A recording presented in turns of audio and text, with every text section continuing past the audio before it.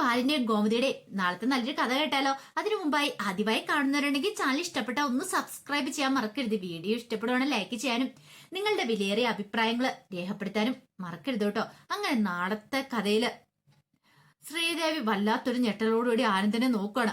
ആനന്ദ് പറഞ്ഞ കാര്യം ഇപ്പൊ സന്തോഷമായല്ലോ നിനക്ക്. നിന്റെ അമ്മയുടെ കാല് മേലെന്നും പറഞ്ഞോണ്ടല്ലേ മുമ്പ് നീ കള്ളത്തരം പറഞ്ഞ് അവിടെ നിന്നേ. അപ്പൊ ഇനി കാര്യങ്ങളൊക്കെ കൂടുതൽ എളുപ്പമായി. നിനക്ക് ധൈര്യമായിട്ട് നിന്റെ അമ്മയുടെ ഒപ്പം അവിടേക്ക് ചെല്ലാം. അവിടെ ചെന്ന് നിന്റെ അമ്മയെ ശുശ്രൂഷിച്ച് അവിടെ നിൽക്കാം. എന്നോട് ആരും ഒന്നും ചോദിക്കാൻ പോകുന്നില്ല. അപ്പോഴേക്കും ഉദയഭാനു പറഞ്ഞു, മോനെ ആനന്ദേ, നീ ഇങ്ങനൊന്നും പറയരുത്. നീ ശ്രീദേവി വീട്ടിലേക്ക് തിരികെ കൊണ്ടുപോകണമെന്ന് പറയാം. തിരികെ കൊണ്ടാനല്ല ഞാൻ അവളുടെ ബാഗൊക്കെ എടുത്തോണ്ട് ഇങ്ങോട്ട് വന്നിരിക്കുന്നേ. അവളുടെ ബാഗെല്ലാം ഞാൻ വണ്ടിക്കകത്തോണ്ട് വെച്ചുതരാം. അതുമായിട്ട് നേരെ വിട്ടോണം. ഇനി മേലാൽ ഇവിടെ ആ പഠിക്കാത്ത പോലും കണ്ടുപോയേക്കരുത്. അത് കേട്ടപ്പം ശ്രീകല പറഞ്ഞു, മോനെ നീ ഇങ്ങനെയൊന്നും പറയരുത്. എന്റെ മോളുടെ ജീവിതം അത് നീ തല്ലിക്കെടുത്തരുത്. തല്ലിക്കെടുത്തല്ലെന്നോ? കൊള്ളാലോ. എന്റെ കുടുംബത്തോടും എന്നോടും ഒക്കെ നിങ്ങൾ ഈ വലിയ കൊടുഞ്ചത് എഴുതിയപ്പം നിങ്ങൾ അതിനെക്കുറിച്ചും ചിന്തിച്ചില്ലേ? അതും പോരാഞ്ഞിട്ട് വന്നിട്ട് ഓരോ നാടകങ്ങളൊക്കെ കളിക്കുന്നു. ഒരു കാര്യം ഞാൻ പറഞ്ഞേക്കാം, എനിക്കിവളെ ഇനി കാണണ്ട. മര്യാദയ്ക്ക് കൂട്ടിക്കൊണ്ട് പോയിക്കോണം. എനിക്കിനിയിപ്പൊ എന്റെ വീട്ടുകാരുടെ മുന്നിൽ പിടിച്ചു വയ്ക്കാൻ ഒരു കാരണമായി. നിങ്ങൾക്ക് വയ്യാന്നുള്ളത്. അതും പറഞ്ഞ് ആനന്ദം അങ്ങോട്ട് പോയി കഴിഞ്ഞപ്പം ശ്രീദേവി എന്നിട്ട് ഉദയഭാനുണ്ട് ശ്രീകലയോടും പറഞ്ഞു, ഇപ്പൊ സമാധാനമായല്ലോ. എന്താണ് ഇനി ഇപ്പൊ എനിക്ക് കള്ളത്തരം പറയേണ്ടി വരില്ല. എന്റെ അമ്മയ്ക്ക് ശരിക്കും വയ്യല്ലോ.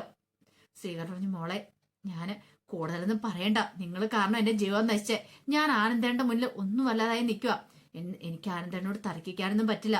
കാരണം ഞാൻ ചെയ്ത ചതിക്ക് ഈ ശിക്ഷ കുറഞ്ഞു പോയെന്നേ ഞാൻ പറയുള്ളൂ. ശരിക്കും ആനന്ദേണ്ണ ആയതുകൊണ്ട് മാത്രമാണ് മാമരെ കല്യാണം കൂടാനെങ്കിലും എന്നെ സമ്മതിച്ചേ. വേറെ ആരെങ്കിലും ആയിരുന്നെങ്കിൽ ഉറപ്പായിട്ട് ഇതിന് പോലും സമ്മതിക്കില്ലായിരുന്നു. അപ്പോഴേക്കും ഉദയഭാനു പറഞ്ഞു, മോളെ അതിന് നീ വീട്ടിലേക്ക് വന്നിട്ടുണ്ടെങ്കിൽ വീട്ടിലേക്ക് വരാം. അല്ലെങ്കിലും ഇന്നല്ലെങ്കിൽ നാളെ അത് സംഭവിക്കുന്നുള്ള കാര്യം എനിക്കറിയായിരുന്നു. ഈ കല്യാണം നടക്കണ സമയത്ത് നിങ്ങൾ കാലിൽ വീണ് ഞാൻ പറഞ്ഞല്ലേ ആനന്ദേണ്ണോടെങ്കിലും സത്യങ്ങളെല്ലാം തുറന്നു പറയാന്ന്. അനുസരിച്ചോ? നിങ്ങൾ കേട്ടോ? ഇല്ലല്ലോ. എന്നിട്ടിപ്പൊ മകളുടെ ജീവിതം തകർത്ത് കളഞ്ഞപ്പോ അച്ഛനും അമ്മയ്ക്ക് സമാധാനമല്ലേ? ഞാൻ എങ്ങനെയെങ്കിലും ഉള്ള കഞ്ഞി ഒടിച്ച് ആ വീട്ടിൽ കഴിഞ്ഞാനും നിങ്ങളോടൊപ്പം കഴിഞ്ഞാനും ഈ പ്രശ്നങ്ങളൊന്നും ഉണ്ടാവില്ലായിരുന്നു. ഇപ്പൊ ആനന്ദേട്ടന്റെ ജീവിതം ഞാനായിട്ട് തകർത്തു. പാവം. ഇനിയിപ്പൊ ആനന്ദേട്ടൻ നല്ലൊരു ജീവിതം ഉണ്ടാവുമോ? ഒരിക്കലും ഇല്ല. അതൊക്കെ പറഞ്ഞ് ശ്രീദേവി വല്ലാതെ നിന്ന് കരയുവാണ്. ശ്രീദേവിക്ക് സങ്കടം സഹിക്കാൻ പറ്റില്ല. ഉദയഭാനു ശ്രീകലയും പെട്ടു നിൽക്കുകയാണ്. ആ സമയം ശ്രീകല ഉദയഭാനോട് പറഞ്ഞു, ഉദയേട്ട എന്നെ ഒന്ന് പിടിച്ചെഴുന്നേപ്പിക്കുക. എനിക്ക് അനങ്ങാൻ പറ്റുന്നില്ലെന്ന് പറയണം. ഒടുവിൽ ശ്രീദേവി പറഞ്ഞു, ഇതൊക്കെ ഞാൻ പ്രതീക്ഷിച്ച. എല്ലാം അനുഭവിച്ചോ? ഇതെല്ലാം ഭഗവാൻ തരുന്ന ശിക്ഷയാ. ഓരോ കള്ളത്തരങ്ങളും ചതികളും കാണിക്കുന്നതിന്. ഇനിയിപ്പൊ എനിക്ക് എന്തൊക്കെയാണ് കിട്ടാൻ പോകുന്നതെന്ന് എനിക്കറിയില്ല.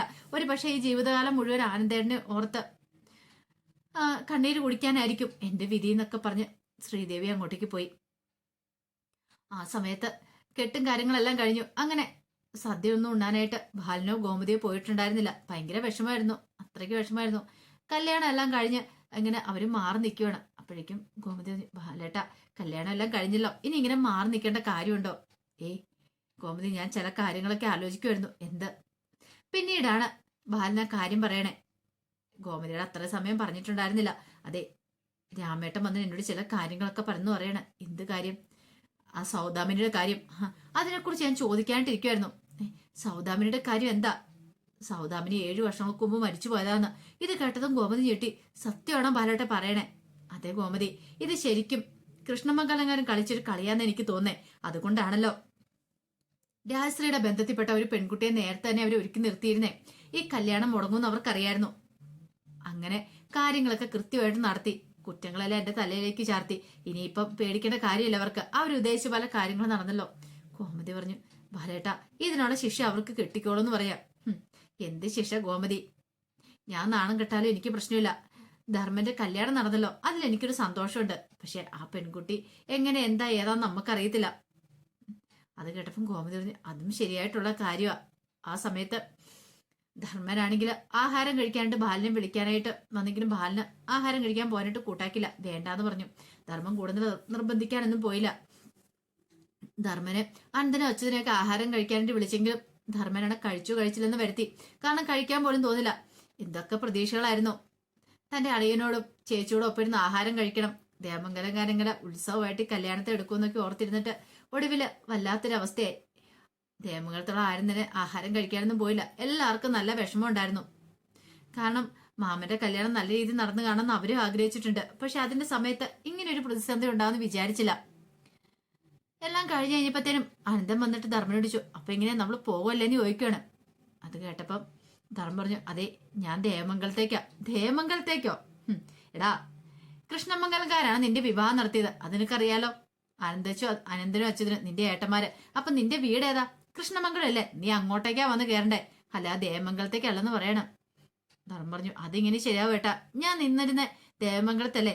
നീ മുമ്പ് എങ്ങനെ നിന്നിരുന്നോ, എവിടെ നിന്നിരുന്നോ, അതൊന്നും അറിയേണ്ട കാര്യമൊന്നുമില്ല. പറഞ്ഞത് കേട്ടല്ലോ. കൃഷ്ണമംഗലത്തേക്ക് വന്ന് കയറിയാൽ മതി എന്ന് പറയണം. ഇവള് കൃഷ്ണമംഗലത്തേക്ക് വലതുകാലം വെച്ച് കയറണ്ടേ? കൃഷ്ണമംഗലത്തെ ചെറുക്കനാണ് നീ, അപ്പൊ നീ അങ്ങോട്ടേക്ക് വരണ്ടേ, അല്ലാതെ ദേവമംഗലത്തേക്കല്ല. അത് കേട്ടിഞ്ഞപ്പോ ധർമ്മന് ആകപ്പാടെ വല്ലാത്തൊരവസ്ഥയായി. എന്ത് ചെയ്യാൻ പറ്റും? ഒത്തിരി പ്രതീക്ഷയോട് കൂടിയിട്ടാണ് അളിയനൊക്കെ അവിടെ കാത്തിരിക്കുന്നറിയാം. കാരണം മണിയറ വരെ അവർ ഒരുക്കി വെച്ചിട്ട് എല്ലാവരും പോന്നിരിക്കുന്നത്. എല്ലാ സെറ്റപ്പുകളും കാര്യങ്ങളും. മണിയറ എന്ന് പറഞ്ഞാൽ പുതിയ കട്ടിലും ബെഡും എല്ലാം വാങ്ങി എല്ലാം സെറ്റപ്പ് ചെയ്തിട്ടുണ്ടായിരുന്നു. വീടൊക്കെ അലങ്കരിച്ച് വൈകുന്നേരം ധർമ്മനും വധുവും കൂടെ അങ്ങോട്ട് ചെല്ലുന്ന സമയത്ത് അവർക്ക് വേണ്ടുന്ന കാര്യങ്ങളൊക്കെ ചെയ്തു വെച്ചിരിക്കുക. പക്ഷേങ്കിൽ അതൊക്കെ അവരെ ഒന്നും അല്ലാതാക്കി തീർത്തിട്ട് തന്നെ കൃഷ്ണമംഗലത്തേക്ക് കൊണ്ടുവരാനുള്ള പ്ലാനാ. ഇതെല്ലാം ഇവർ പ്ലാൻ ചെയ്തതാണോ എന്ന് പോലും ഒരു നിമിഷം ധർമ്മന് തോന്നിപ്പോയി. കാരണം അതുപോലെയായിരുന്നു അച്യുതന്റെ അനന്തന്റെ ഓരോ പ്രവൃത്തികള് എല്ലാം മുൻകൂർ തന്നെ ചെയ്തു വെച്ചിട്ടുണ്ടായിരുന്നു.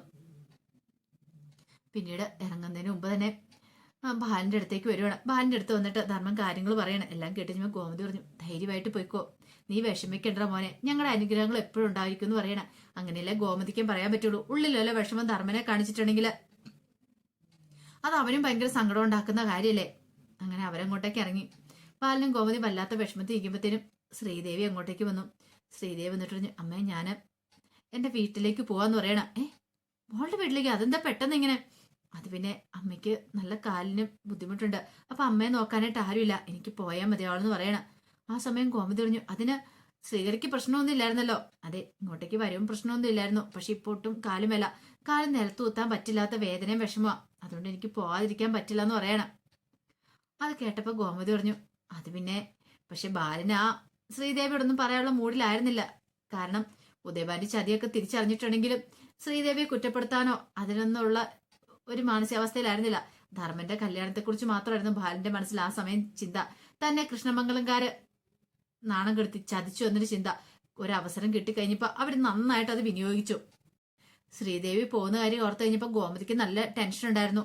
കാരണം ശ്രീദേവി പോയിട്ടുണ്ടെങ്കിൽ ഗോമതിക്ക് നല്ല സങ്കടമാണ്. കാരണം എല്ലാവരും എപ്പോഴും അടുത്തുണ്ടാകുന്ന തന്നെയാണ് ഗോമതിക്ക് ഇഷ്ടം. പിന്നീട് ഗോമതി പറഞ്ഞു, അതെ മോളുടെ അമ്മയ്ക്ക് വയ്യാത്തോണ്ട് മാത്രമാ വിടുന്നേ, പിന്നെ ചെന്ന് കഴിഞ്ഞിട്ടുണ്ടെങ്കിൽ മോള് ഫോൺ വിളിക്കണം. അത് മാത്രമല്ല അധിക ദിവസമൊന്നും നിൽക്കണ്ട, ഇനിയിപ്പോൾ അത്ര വയ്യാന്നുണ്ടെങ്കിൽ ഒരു ഹോം നേഴ്സിനെ ആരെയും ഏർപ്പാടാക്കാം, പൈസ കൊടുത്താൽ മതിയല്ലോ എന്നൊക്കെ പറഞ്ഞു. അപ്പോഴേക്ക് ശ്രീദേവി പറഞ്ഞു, അതെന്തേലും ചെയ്യാമേ, പിന്നെ ഹോം നേഴ്സുമാരൊക്കെ ഒന്ന് നോക്കിയാലും നമ്മൾ നോക്കുന്ന പോലെ ഒന്നും ആകത്തില്ലോ എന്നൊക്കെ പറഞ്ഞു. അങ്ങനെ ശ്രീദേവി പോവാണ്. ശ്രീദേവി പോകുന്ന സമയത്ത് ആനന്ദനെ ഒന്ന് നോക്കുന്നുണ്ട്. ശ്രീദേവിയുടെ കണ്ണൊക്കെ നിറഞ്ഞു വന്നു. ഇനിയിപ്പോൾ തനിക്ക് ആനന്ദനോടൊപ്പം ഒരിക്കലും ജീവിതം ഉണ്ടാകത്തില്ല. താൻ പോയി കുറച്ച് ദിവസം കഴിഞ്ഞ് കഴിയുമ്പോഴത്തേനും ദേവമംഗലത്തുള്ള എല്ലാവരും സത്യങ്ങളൊക്കെ തിരിച്ചറിയും എന്നൊരു ചിന്തയായിരുന്നു മനസ്സിലുണ്ടായിരുന്നേ.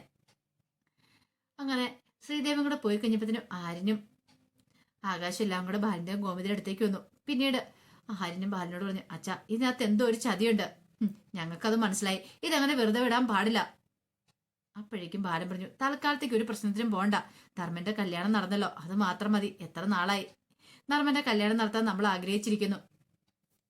ധർമ്മന് നല്ലൊരു പെൺകുട്ടിയെ തന്നെ കിട്ടിയാൽ മതിയായിരുന്നു, അവളെ നല്ലവളായതാൽ മതിയായിരുന്നു. അങ്ങനെയൊക്കെയാണ് ബാലൻ പറയണത്.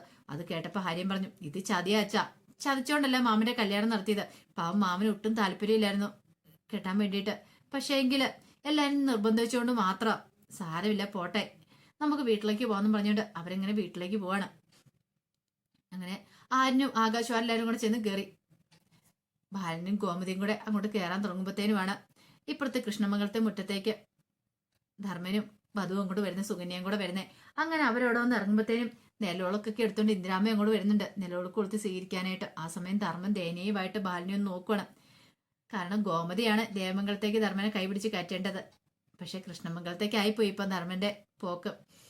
ധർമ്മൻ ഇങ്ങനെ നോക്കിക്കഴിഞ്ഞപ്പോൾ ബാലൻ കൈകൊണ്ട് കാണിച്ചു, സാരമില്ല ധൈര്യമായിട്ട് നീ കയറിക്കൊള്ളാൻ പറയണം. അതുപോലെ തന്നെ ഗോമതി ഇങ്ങനെ കൈവച്ച് അനുഗ്രഹിക്കുന്ന പോലെ കാണിക്കണം. ധർമ്മന് സന്തോഷമായി, തന്റെ ചേച്ചിയും ചേട്ടനും തന്നോടൊപ്പം ഉണ്ടല്ലോ എന്നൊരു ചിന്തയുണ്ടായി. അനന്തനും അച്ഛനൊക്കെ ഒരു പുച്ഛഭാവത്തിൽ ബാലനെ നോക്കുകയാണ്. ഇപ്പൊ എങ്ങനെ ഇരിക്കുന്നു, എന്റെ അനുജന്റെ കല്യാണം മംഗളവരായിട്ട് നടത്തി, അവനെ ഞങ്ങൾ ഈ വീട്ടിലേക്ക് കൂട്ടിക്കൊണ്ട് വന്നില്ലേ എന്നൊരു നോട്ടോ അർത്ഥമൊക്കെ ആ അവരുടെ മുഖത്തുണ്ടായിരുന്നു. ബാലനത് കണ്ടില്ല എന്ന് അടച്ചു. ഗോമതിയെ വിളിച്ച് അകത്തേക്ക് അങ്ങോട്ട് കയറിപ്പോയി. അങ്ങനെ സുകന്യ വലതുകാലം വെച്ച് അങ്ങോട്ട് കയറുമ്പോഴത്തേനും രാജശ്രീക്കായിരുന്നു സന്തോഷം. കാരണം രാജശ്രീയുടെ ബന്ധുവല്ലേ. അവള് ഈ വീട്ടിലേക്ക് കയറി വരുന്നേ തനിക്ക് നല്ല കാര്യം തന്നെയാണ്. അത് മാത്രമല്ല ധർമ്മന്റെ ഭാര്യയായിട്ട് വരുവാണെങ്കിൽ പല പ്രയോജനങ്ങളും ഉണ്ട് എന്നൊക്കെ ഒരു ചിന്ത രാജശ്രീയുടെ മനസ്സിലുണ്ടായിരുന്നു. എന്ത് വന്നാലും അവള് തന്നോടൊപ്പം നിൽക്കുള്ളൂ, തന്റെ ബന്ധു ആയതുകൊണ്ട്. ആ ഒരു ചിന്തയൊക്കെയായിരുന്നു മനസ്സറിയുണ്ടായിരുന്നേ. ആ സമയം വല്ലാത്തൊരവസ്ഥയില് മരണ വീട് പോലെയാണ് ദേവമംഗലം. ധർമ്മന്റെ കല്യാണം കഴിഞ്ഞാലും ആരുടെ മുഖത്തൊരു സന്തോഷമില്ല. അതുപോലെയുള്ള പ്രശ്നങ്ങളും കാര്യങ്ങളൊക്കെ അല്ലേ ഉണ്ടായിരിക്കുന്നേ. അപ്പൊ അതിന്റെ വിശേഷങ്ങളൊക്കെ നമ്മൾ കാണാനായിട്ട് പോകുന്നേ. ആ വിശേഷങ്ങളൊക്കെ നമുക്ക് എല്ലാവർക്കും കാത്തിരിക്കാം കേട്ടോ. അതോടൊപ്പം തന്നെ ഇനിയിപ്പോ ആ കൊടുംചതിയുടെ രഹസ്യം സൗദാമിനിയെ പോയി ബാലൻ കാണുന്നുണ്ട്. ഇനിയിപ്പോ ബാലനൊന്നും നോക്കാനില്ല. സൗദാമിനിയെ പോയി കണ്ട് സത്യങ്ങളൊക്കെ മനസ്സിലാക്കാൻ ശ്രമിക്കുകയാണ്. ഒടുവില് സൗദാമിനി ആ ചതിയുടെ രഹസ്യം പുറത്തു പറയാണ്. കൃഷ്ണമംഗലംകാരൻ ചെയ്ത കൊടും ക്രൂരത താൻ ആരാന്നോ എന്താണെന്നൊക്കെ. അങ്ങനെയാണ് പിന്നെ ബാലന് വെറുതെ ഇരിക്കുവോ? ഇല്ല, പണി കൊടുക്കുക തന്നെ ചെയ്യും. അപ്പൊ അതിന്റെ വിശേഷങ്ങൾക്കായി നമുക്ക് എല്ലാവർക്കും കാത്തിരിക്കാം കേട്ടോ. ഒരിക്കൽ കൂടി എല്ലാവർക്കും ശുഭരാത്രി നേർന്നുകൊണ്ട് നിർത്തുന്നു.